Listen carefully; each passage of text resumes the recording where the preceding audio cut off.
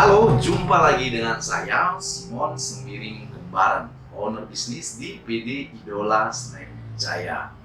Kali ini saya ingin men-sharingkan 7 kebiasaan orang sukses. Sebelum saya jelaskan 1-7, saksikan video ini sampai akhir. Jangan lupa like, komen, dan subscribe. Bunyikan juga loncengnya agar setiap kali saya upload video baru, Anda mendapatkan notifikasinya. Oke?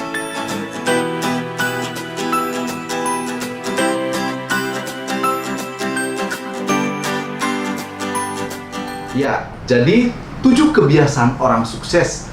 Yang pertama, bangun pagi. Nah, jadi orang sukses itu bangunnya pasti pagi.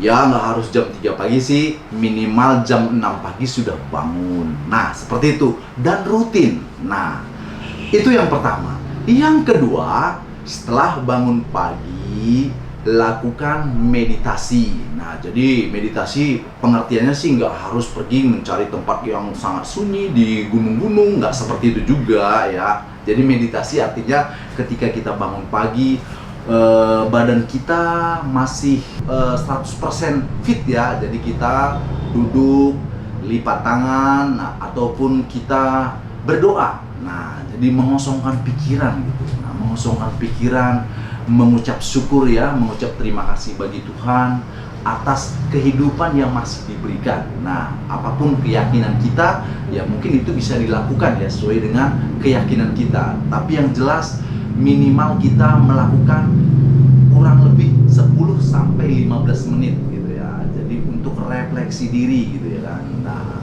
untuk supaya kita bisa tenang. Nah, itulah yang saya maksud meditasi.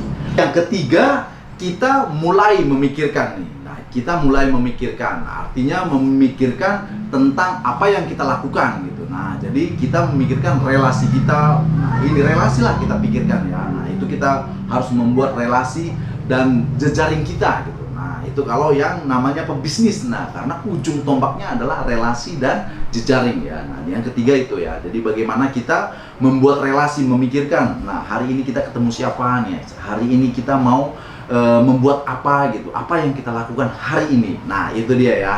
Kemudian masuk yang keempat ya. Nah, keempat, senantiasa mencari kesibukan. Nah, jadi di dalam kita seharian, nah, artinya ada juga waktu kita nggak terarah gitu. Nah, jadi nggak jelas gitu. Nah, jadi kita harus membuat kesibukan kita nih, apa yang kita bisa lakukan gitu. Nah, kalau kita bisa melakukan sesuatu, itu jauh lebih bermanfaat timbang kita memikirkan hal-hal yang nggak bermanfaat gitu. Nah, itu maksudnya itu. Nah, itu jauh lebih penting gitu. Nah, itu jadi senantiasa mencari kesibukan. Jangan biarkan diri kita itu tadi mengambang, nggak jelas arahnya pikiran kita kemana. Nah, itu yang keempat ya. Kemudian yang kelima, nah ini kalau yang kelima, hindari ya, tidak menonton televisi. Nah, jadi hindari baik ya.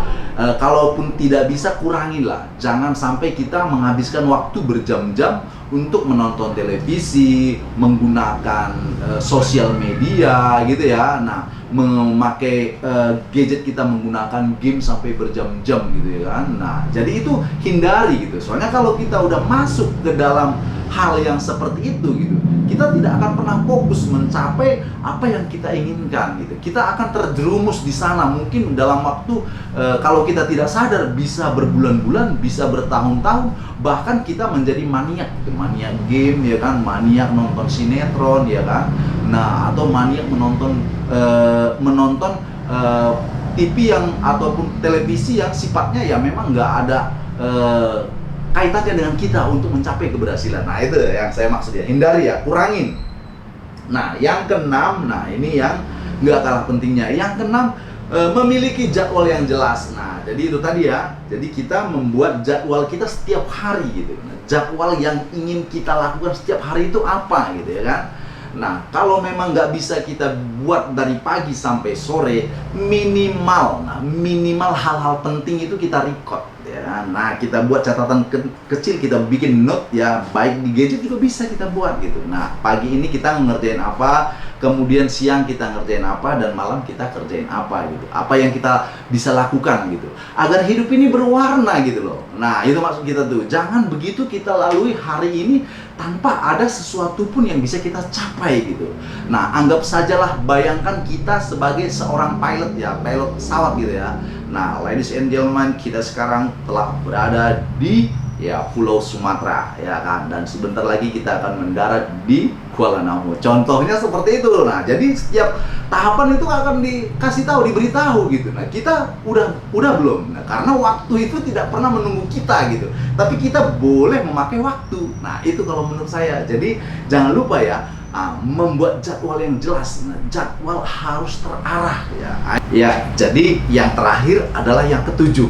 Nah, cerdas mengelola keuangan. Nah, ini yang menjadi problem kebanyakan orang yang berwirausaha tuh. Nah, jadi di dalam hal cerdas maksudnya di sini.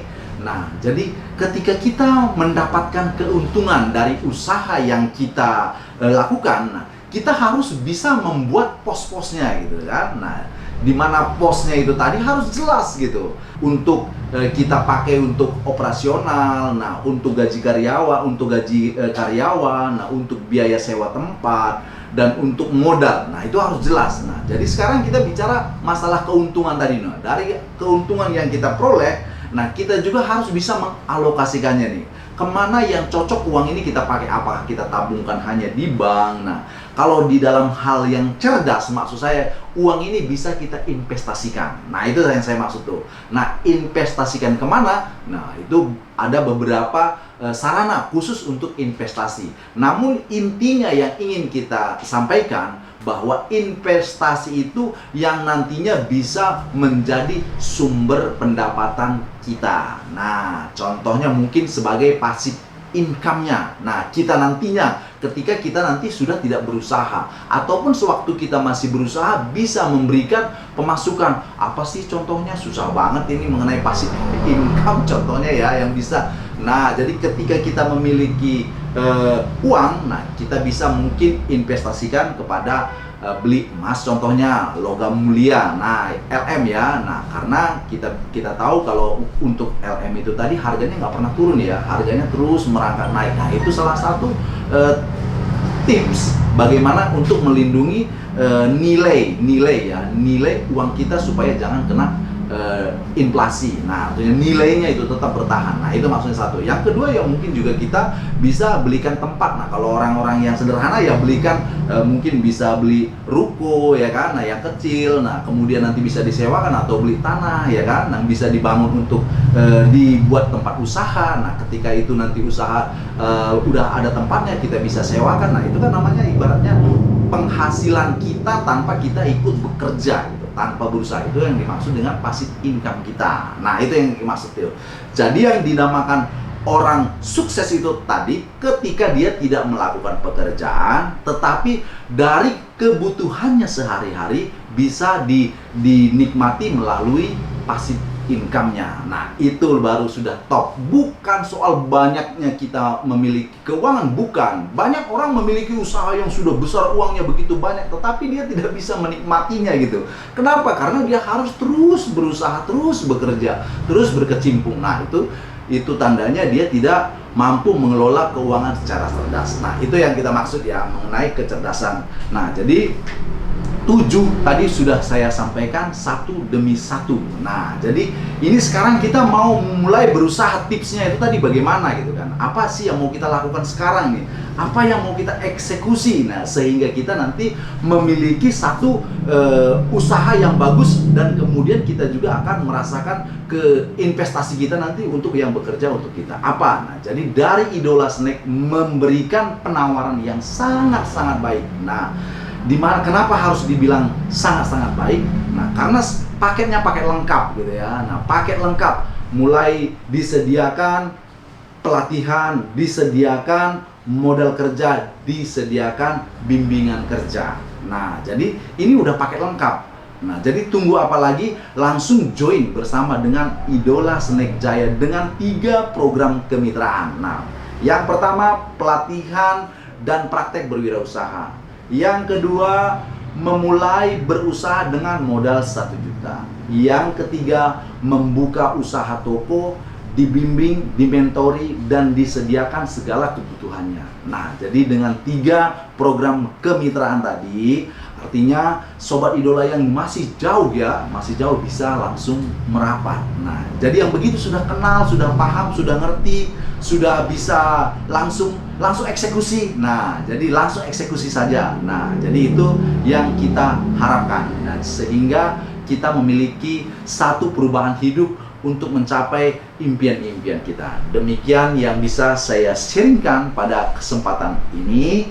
Nah, harapan saya, jika ingin langsung take action, hubungi WA di 081 314 803 613. Nah, jika masih ragu-ragu dan ingin lebih tahu lebih banyak lagi tentang Idola Snack Jaya, bisa langsung tonton di YouTube channel Idola Snack Jaya. Nah, di sana banyak sekali yang sudah saya sharingkan mengenai bagaimana memulai berusaha mengembangkannya sehingga mencapai kemajuan yang seperti sudah saya rasakan. Saya sudah merasakan keberhasilan. Saya juga bisa, saya juga tidak akan meragukan, sobat idola di luar sana juga pasti bisa. Oke, jadi demikian, bersama idola pasti jaya.